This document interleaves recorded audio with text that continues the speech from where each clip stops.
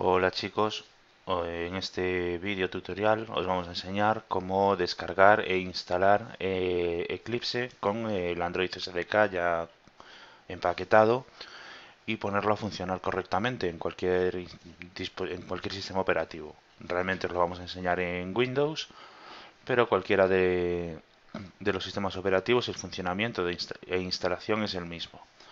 Lo primero de todo sería descargar el pack de archivos de Eclipse que nos provee directamente Google. Para ello vamos a ir a la página web. Voy a usar Internet Explorer porque es el que tengo aquí instalado. Es una máquina virtual para que veáis desde cero cómo se instala todo. Pues lo dicho, vamos entonces a descargar el paquete que sería en d.android.com/sdk.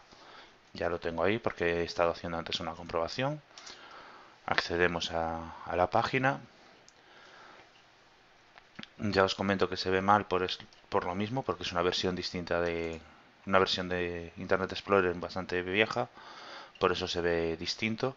Pero bueno, la cuestión sería darle a este botón que pone Download de SDK ADT Bundle for Windows, es decir, descargamos el SDK de Android y un paquete también con el ADT y Eclipse ya comprimido. Realmente lo que nos trae este paquete sería Eclipse con el plugin ADT, Android SDK Tools, Android Platform Tools, la última plataforma de Android disponible y la última imagen de sistema del emulador para que podamos crear el nuestro directamente. Pues nada, esto sería solamente pulsar el botón, aceptar la licencia y aquí seleccionar la versión que tengamos de sistema operativo. Si tuviéramos de 32 bits seleccionaríamos esta y de 64 bits sería esta otra. Como os digo, no, ya lo he descargado antes, no voy a descargarlo ahora, pero bueno, sería tan sencillo como por ejemplo pulsar el botón y decirle dónde queremos guardarlo. Ya os digo, como dije hace un momento, que ya lo tengo descargado, entonces no lo voy a volver a hacer, ya que sería una pérdida de tiempo bastante grande volver a descargarlo desde cero. Y vamos entonces a continuar. Entonces cerramos esta ventana de Internet Explorer y vamos a buscar el archivo. Es este mismo de aquí. Como podéis ver son 400 megas casi, y lo único que hay que hacer es extraerlo donde queramos instalar Eclipse y el Android SDK. Si hacemos doble clic encima, vemos que es únicamente una carpeta en la que está todo dentro. Tenemos el Eclipse, el SDK y el SDK Manager aquí al lado. Pues lo que vamos a hacer es esta carpeta, directamente la carpeta raíz, vamos a extraerla en donde nosotros queramos tener disponible Eclipse.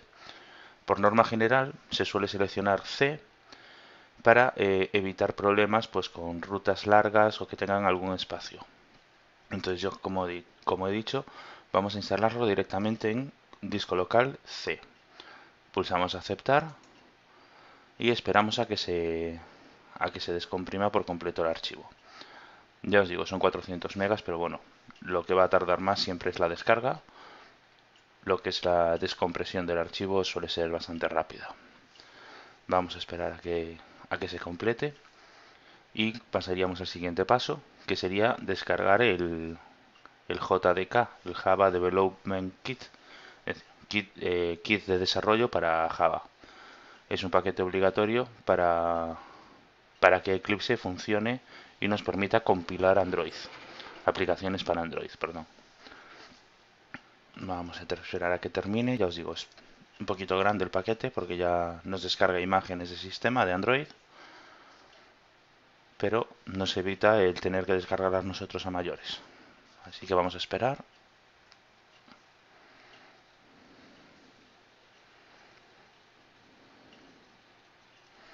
Vale, ya ha terminado de descargar. Cerramos la ventana de WinRAR, cerramos la carpeta y vamos a comprobarlo. Disco local C, mostramos el contenido y aquí tenemos la carpeta que hemos extraído.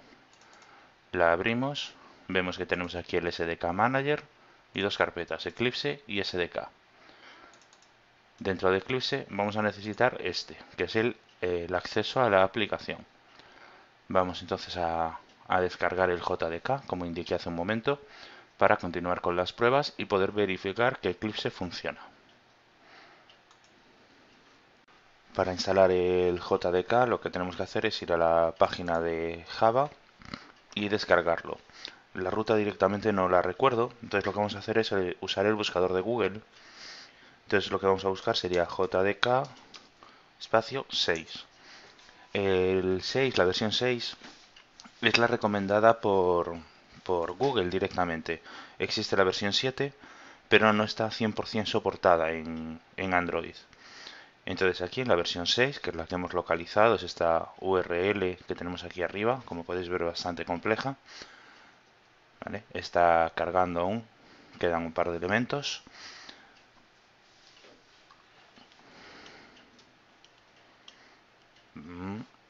Vale. Aquí es lo de las cookies, que desde hace unos meses es obligatorio preguntar cualquier web. Vale. Aquí en esta página, si vemos arriba de todo, bueno, nos pone últimas versiones, siguientes versiones, acceso bueno, early, es decir, que es antes de que salga a la luz, uso empotrado en microsistemas, no sería nuestro caso, o si no, versiones previas. Por defecto está en el latest release, es decir, últimas versiones, que es lo que queremos. Aquí tenemos el acceso a las últimas disponibles, tanto de Java, JavaFX o NetBeans, que sería la 7. Aquí vemos que es la versión 7. Nosotros, como os he dicho, vamos a usar la 6, entonces seguimos bajando. Y aquí un poco más abajo tenemos Java S6 Update 38. Esto es lo que vamos a necesitar. Vamos a descargar el JDK, es este de aquí. Igual que en el caso de Eclipse, pulsamos Download. Se nos va a ir a la página de descargas.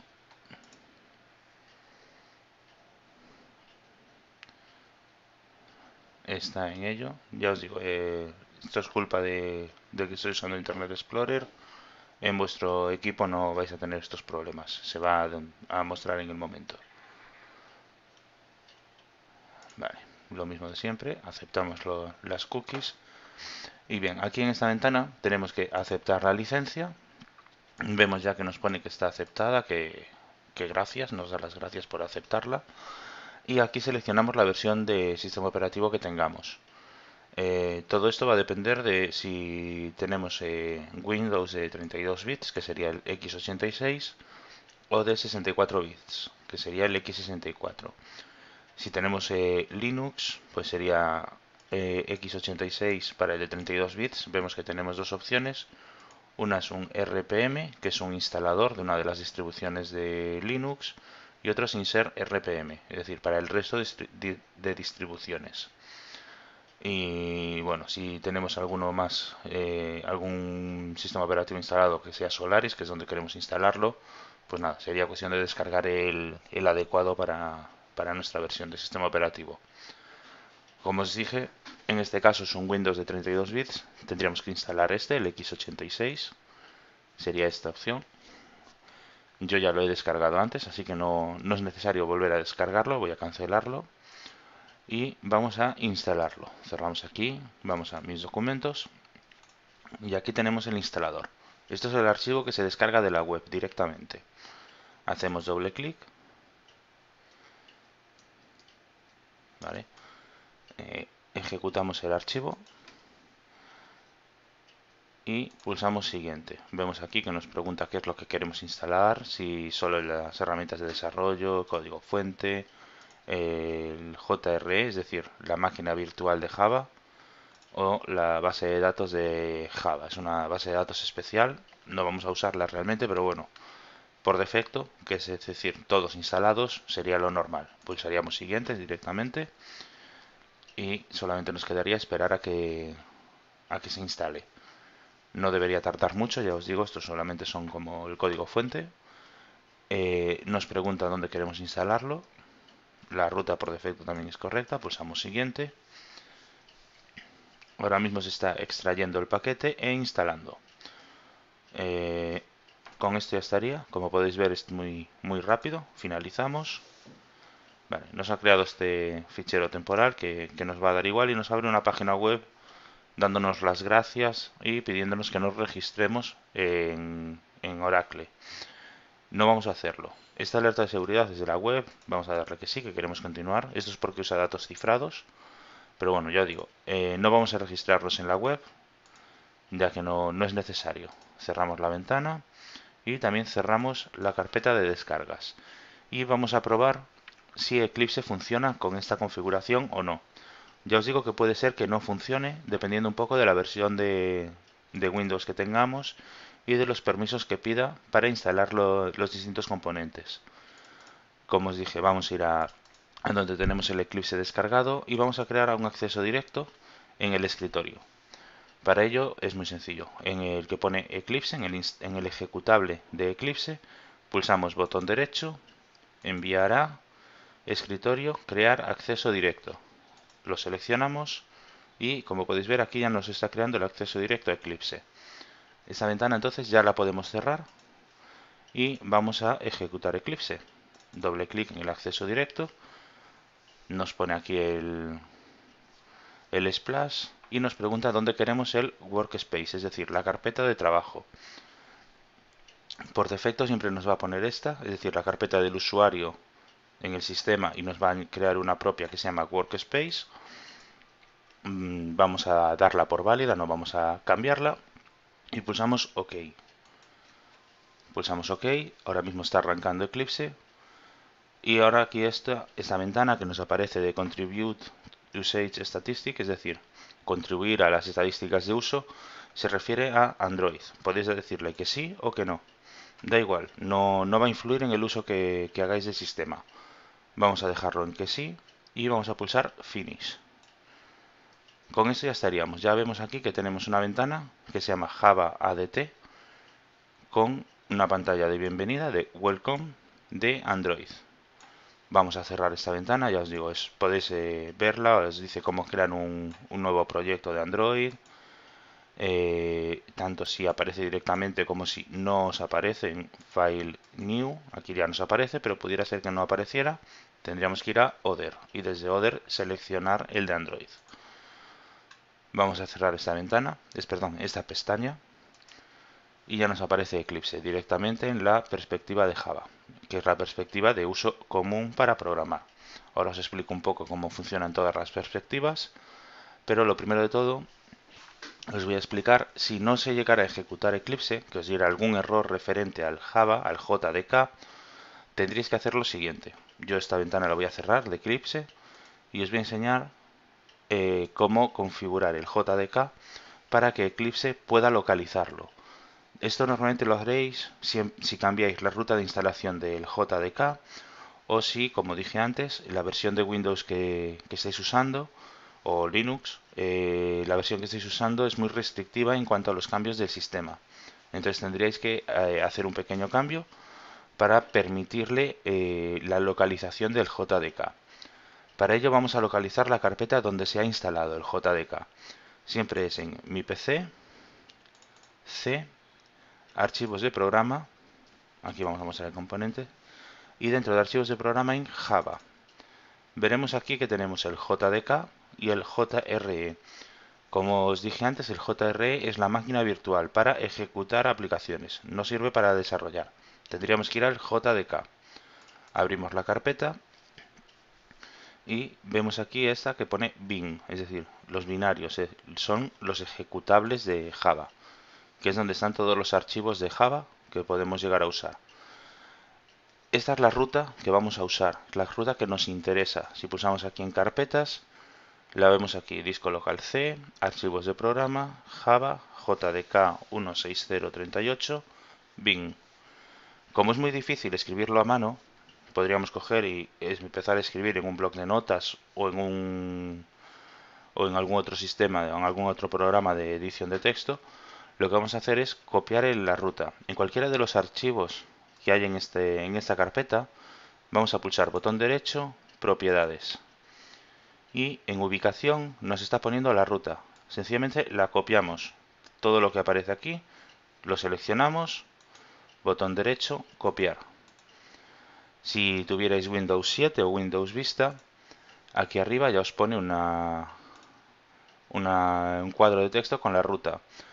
También se podría mostrar pulsando en ver, barra de herramientas, barra de direcciones. Y la tenemos aquí, que nos la pone bloqueada, pero bueno, la desbloqueamos y la arrastramos para abajo. Y aquí también nos pone la ruta. Ya os digo, en cualquiera de las dos opciones, ya sea con propiedades del fichero o mostrando la barra de dirección y copiando la ruta, llegaría. Esta ruta la necesitamos para añadirla a la variable path, que significa ruta en inglés, a la variable path del sistema. Para añadirla es muy sencillo. Cerramos esto. Encima de mi PC pulsamos botón derecho, propiedades. Vamos a opciones avanzadas, variables de entorno. La parte de arriba serían las variables para este usuario en concreto y la parte de abajo serían las variables para todos los usuarios. En nuestro caso queremos que sean las variables de todos los usuarios. Entonces aquí localizamos la variable path y vemos aquí que tiene valor, tiene unas rutas bastante largas, bastante complejas. Vamos a darle modificar. Como os he dicho, es una ruta bastante compleja con definición, con enlaces a partes del sistema. Lo que vamos a hacer es ir al final de todo, que estamos aquí, ponemos punto y coma y pegamos la ruta que tenemos. Tal cual está, se pega y pulsamos aceptar. De esta forma, si hubiera algún error a la hora de arrancar Eclipse, añadiendo esta ruta ya quedaría solucionado y ya nos lo permitiría ejecutar directamente. Pulsamos aceptar en todas las ventanas que hemos abierto y volvemos a ejecutar Eclipse. Ya os digo, a nosotros anteriormente no nos falló este arranque de Eclipse, pero solamente haréis este paso si os falla. El paso de añadir el path solamente si os falla. Si no os falla no es necesario. Vale, ahora que tenemos aquí Eclipse ya abierto, os voy a enseñar un poco las distintas partes que tiene el IDE, el entorno de desarrollo. Como os dije antes, tenemos la perspectiva de Java, que es una perspectiva es un conjunto de ventanas, de vistas. Cada pestaña de esta sería una vista. Todas estas de aquí abajo también. Esta de aquí de la derecha, Outline también. Una perspectiva es esto, un conjunto de vistas que hacen más fácil una tarea en concreta. En este caso, la perspectiva es de Java. Lo que hace más fácil es programar en Java, que es nuestro caso para Android. Y después tenemos aquí otra que también nos lo genera automáticamente la descarga de Eclipse, que es la perspectiva de DDMS. Esta perspectiva está pensada para gestión de dispositivos y emuladores. Nosotros, si tuviéramos un emulador corriendo en este equipo o algún dispositivo conectado por USB, si vamos a la pestaña de DDMS, a la perspectiva DDMS, aquí a la izquierda en Devices, dispositivos, nos aparecería el dispositivo que tuviéramos conectado. Ya os digo, no aparece ninguno porque no tenemos ningún emulador abierto ni ningún dispositivo conectado por USB. Volvemos a ir a la parte de Java y os voy enseñando las distintas vistas, configuraciones de Eclipse básicas. La primera de todo, el Package Explorer. Todos los proyectos que generéis, que vayáis creando, os aparecerán aquí, en el Package Explorer, en el explorador de paquetes.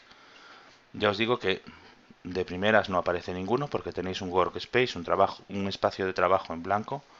Por eso no os aparece ningún paquete, pero bueno, según vayáis creando distintas aplicaciones, veréis que se van apareciendo aquí varias líneas, cada una con su proyecto. La zona de pestañas de aquí abajo tenemos la consola que nos mostrará los mensajes del sistema, Declaration, que realmente no se usa en la parte de Android, el Javadoc vendría a ser la documentación oficial de Java. Nos mostraría las funciones la documentación de los distintos métodos y funciones que usemos en las aplicaciones nuestras. Ya os digo que también manteniendo el ratón encima de un método en concreto también nos aparecería esta documentación. En sí, esta pestaña no es obligatoria tenerla, se podría cerrar, no habría problema ninguno. Y después tenemos la pestaña de Problems.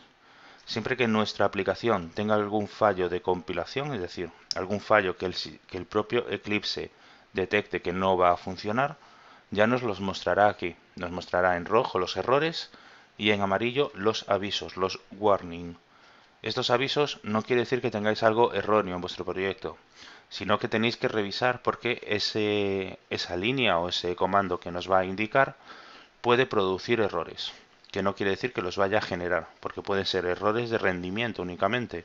Es decir, que por una configuración que tengáis en la aplicación pueda hacer que vaya más lenta. Pues por ejemplo, cuando tenéis una ventana, una disposición de componentes en la ventana muy compleja. Cuantos más componentes tengáis mostrándose, más lento es la creación de esta ventana. En cualquier caso, ya os digo, siempre que tengáis algún tipo de error o aviso de un warning, siempre os va a aparecer aquí. De vez en cuando es bueno revisarlo para ver si alguno de los avisos de los warning se puede eliminar de forma sencilla, modificando el código, claro, y haciéndolo adaptado a la convención de uso de Android. Pero bueno, ya os digo que los warning no es obligatorio eliminarlos, sino solamente tenerlos en cuenta de cara a nuestras aplicaciones.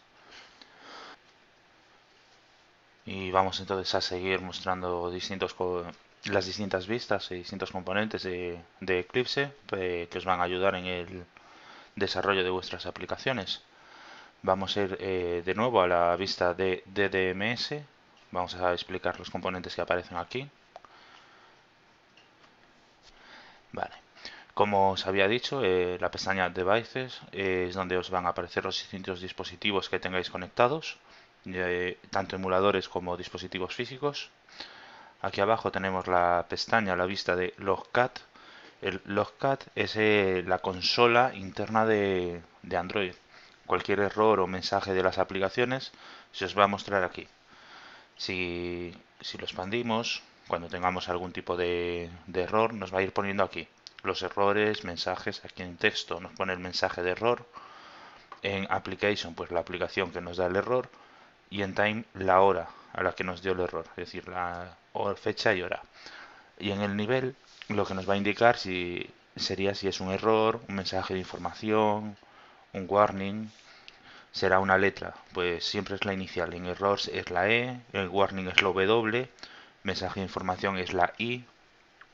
Pero bueno, ya os digo, realmente los importantes son la E, que vendría a ser, nos lo marcaría en color rojo y nos indicaría esto, que hay un error en el código y que la aplicación se ha cerrado. Es el típico mensaje de force close que os aparecerá en el móvil. En caso de que os aparezca un force close en el dispositivo, siempre os va a aparecer, o por norma general os debería aparecer, un mensaje de error en el logcat indicando qué componente ha fallado, en qué línea ha fallado y qué clase de vuestro código es la que está dando el error. Está muy bien para localizar errores de vuestras aplicaciones si os está fallando siempre en el mismo punto. Podéis hacer una localización rápida de por qué falla, es decir, qué excepción os está lanzando la aplicación vuestra, y también nos diría pues la clase y línea en la que está fallando la aplicación. De esta forma es muy sencillo localizar el fallo y solucionarlo. En la parte esta de aquí arriba, de arriba a la derecha, vemos que son varias pestañas las que tenemos disponibles. En la pestaña de Threads, hilos, nos indicaría los hilos que tienen en ejecución una aplicación en concreto. Aquí seleccionaríamos la aplicación en la ventana de la izquierda y en Threads nos pone cuántos hilos tiene ejecutándose en este momento la aplicación. En Heap lo que nos aparece aquí sería la memoria RAM que está consumiendo la aplicación. Nos pondría, aparte de la memoria total, también nos indica qué componente está consumiendo cada bloque de memoria. Pues si usamos muchas imágenes, veremos que el apartado de bitmap de imagen es el que nos consume más. Lo normal es que no tengamos que preocuparnos por esta pestaña, a no ser que nos dé un error de memoria. Entonces sí, sería cuestión de abrir la aplicación, venir a esta pestaña y verificar qué componente está consumiendo la memoria RAM para intentar minimizar ese consumo al máximo. El Allocation Tracker que tenemos aquí, la siguiente pestaña, nos indica un poco lo que es petición de reserva de memoria. No es en sí que ya esté reservada, sino que es una especie de qué es lo que se prevé que consuma la aplicación y nos lo va reservando. Ya os digo, este no se suele usar, esta pestaña, a no ser en aplicaciones muy concretas, pues que estén usando gráficos en 3D o así, porque ahí tendríamos ya que ver cómo podemos minimizar el consumo futuro. En una aplicación normal esto no es necesario tenerlo en cuenta, al menos directamente.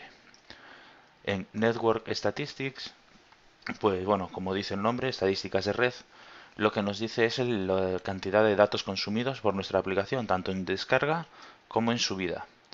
Nos aparecería aquí un gráfico, subiría si fuera una subida de datos y hacia abajo si fuera una descarga. No suele tener problema ninguno, es fácil de ver. Ahora mismo no tengo ningún dispositivo conectado, no os lo puedo enseñar directamente, pero bueno, ya os digo, es muy sencillo. Abrís la aplicación, la seleccionáis a la izquierda y le pulsáis el botón de Start. En el momento que lo pulséis, esta pestaña va a empezar a capturar el consumo de datos. No captura los datos, es decir, no sabréis qué es lo que se está transmitiendo por la aplicación, sino que lo único que sabéis es qué cantidad de datos se transmiten. La siguiente pestaña, que es File Explorer, nos permitiría gestión de la tarjeta o de la memoria interna del dispositivo. En un emulador podréis acceder a todas las carpetas del sistema. En un dispositivo físico solamente podréis acceder a a las carpetas de datos del usuario, a no ser que seáis root y podáis acceder también a las carpetas del sistema, pero por defecto ya os digo que está bloqueado el acceso y solamente podría acceder cada aplicación a su espacio interno.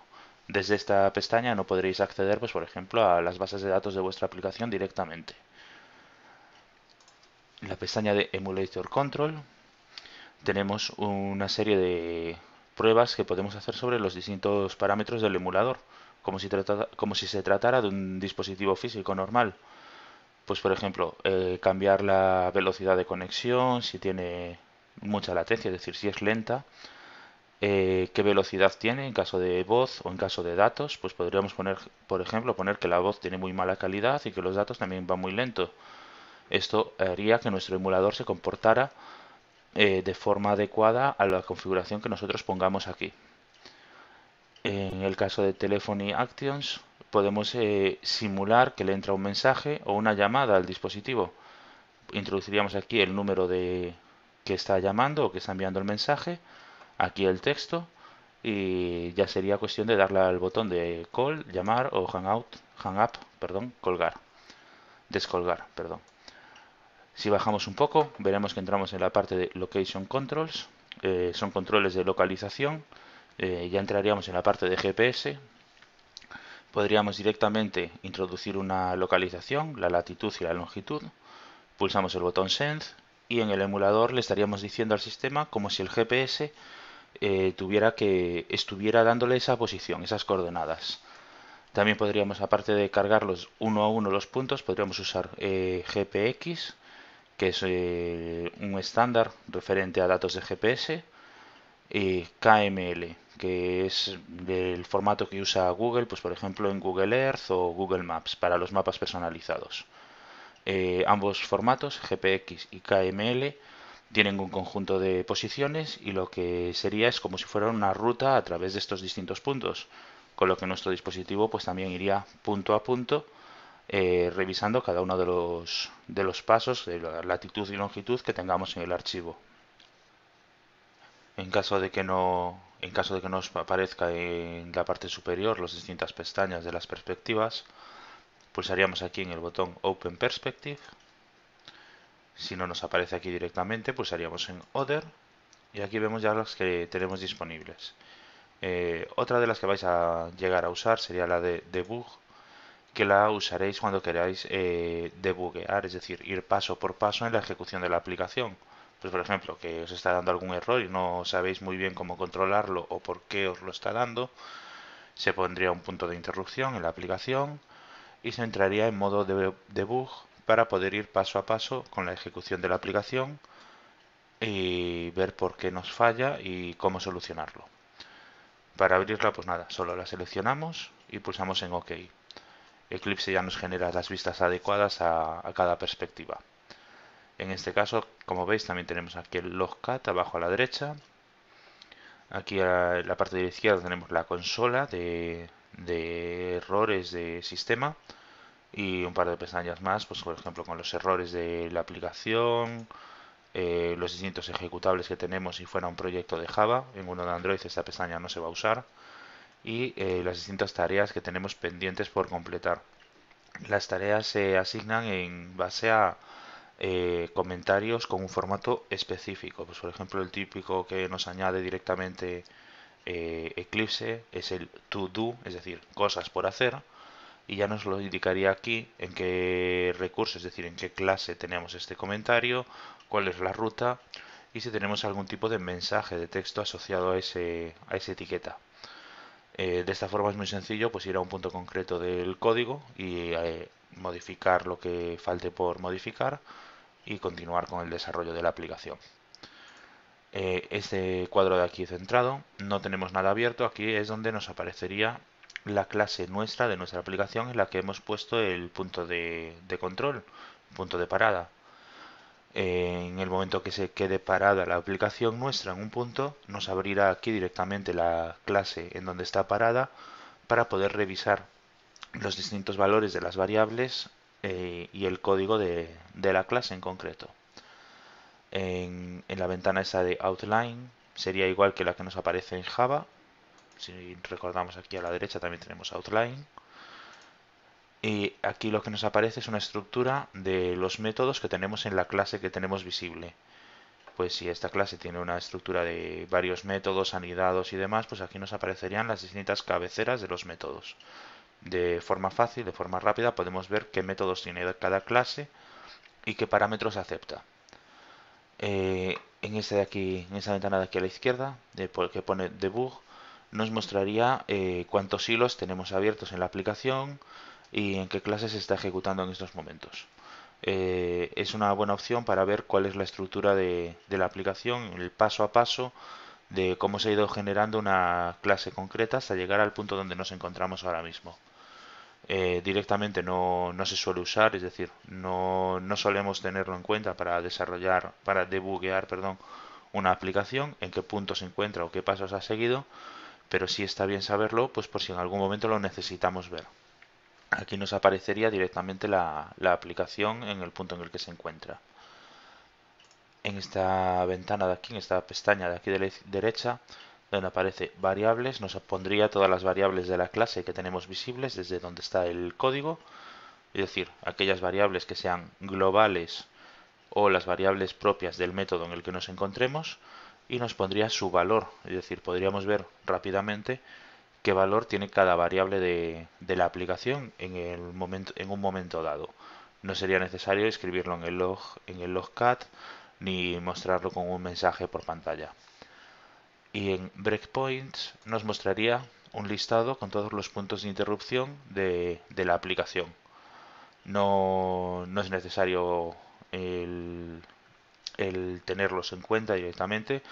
Aquí podríamos, por ejemplo, desactivar uno si no queremos que pare en un momento dado, eliminarlos pulsando la X, nos dejaría gestionarlos por completo, los puntos de control. Y con esto estaría todo. En principio con esto ya tenéis las nociones básicas para empezar a desarrollar en Android, Java.